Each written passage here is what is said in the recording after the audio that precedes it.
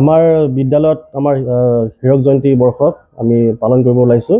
তাৰে আজি প্ৰথম দিনৰ কাৰ্যসূচী ইতিমধ্যে আমাৰ আৰম্ভ হৈ গ'ল আৰু সেই অঞ্চলৰ সত্ৰ অঞ্চলৰ আমাৰ চোনাখুলি আগমনী অঞ্চলৰ যিখিনি শুভাকাংক্ষী তেখেতসকলে আমাক বিভিন্ন ধৰণৰ সহায় সহযোগিতা আগবঢ়াইছে আৰু অনাগত দুদিন আছে, সেই দুদিনত যাতে সকলো ৰাইজে পূৰ্ণ গতিৰে সহায় সহযোগ কৰিবৰ কাৰণে আমি বিদ্যালয় কৰ্তৃপক্ষৰ পৰা অনুৰোধ জনালোঁ। কি কাৰ্যসূচী আছে আপোনালোকৰ?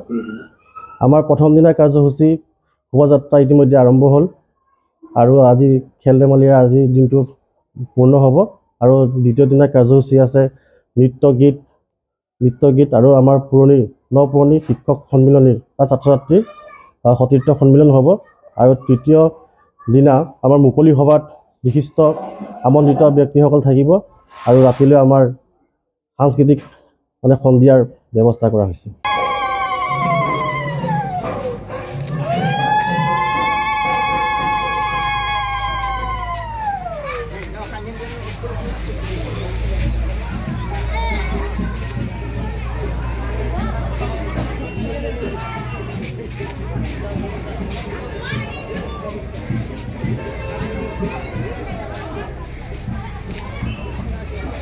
পোনপ্ৰথমে মই আমাৰ সাংবাদিক বন্ধুসকলক আন্তৰিক কৃতজ্ঞতা আৰু ধন্যবাদ জ্ঞাপন কৰিছোঁ।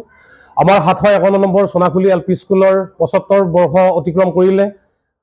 সেই 75 বৰ্ষ অতিক্ৰম কৰাৰ কাৰণে আমি হীৰক জয়ন্তী উদযাপন কৰাৰ প্ৰয়াস কৰিছোঁ আৰু এই হীৰক জয়ন্তীয়ে আমাৰ এই চোনাখুলি অঞ্চলৰ ৰাইজৰ বুকুৰ বাওপথাৰৰ মাজেৰে এটি সংস্কাৰ বয়াই আনক তাৰেই কামনা কৰিছোঁ আৰু আমাৰ এই 3 দিনীয়া যি বৰ্ণাঢ্য কাৰ্যসূচী এই বৰ্ণাঢ্য কাৰ্যসূচী সুকলমে যাতে পাৰ হয় তাৰে ভগৱানৰ ওচৰত কামনা কৰিছোঁ আৰু সকলোৰে সহায় সহযোগিতা আমি কামনা কৰিছোঁ। আজি কাৰ্যসূচী আমাৰ প্ৰথম কাৰ্যসূচী ৰূপায়ণ হৈ গ'ল বন্তি প্ৰজ্বলন। আমাৰ দ্বিতীয় কাৰ্যসূচী সাংস্কৃতিক শোভাযাত্ৰা। এই সাংস্কৃতিক শোভাযাত্ৰাত আমি সকলো ৰাইজৰে সঁহাৰি পাইছোঁ যথেষ্টখিনি।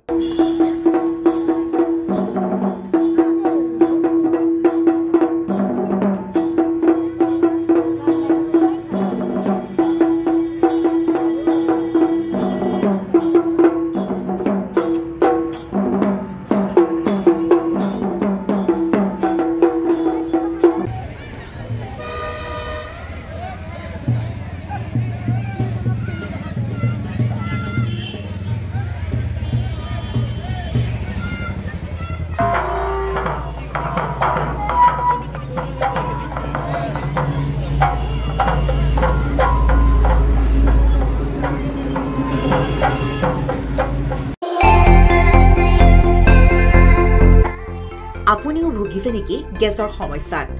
গেছ আৰু লিভাৰ ৰিলেটেড সকলো সমস্যাৰ একমাত্ৰ সমাধান গেষ্ট্ৰচিটি।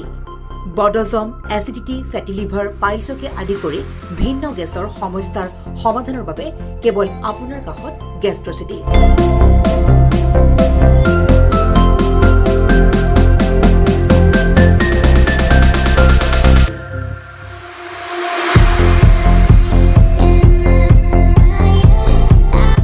ভিজিট কৰক গেষ্ট্ৰচিটি, গুৱাহাটী, হাতীগাঁও চাৰিআলি। যোগাযোগ নম্বৰ 7577999909।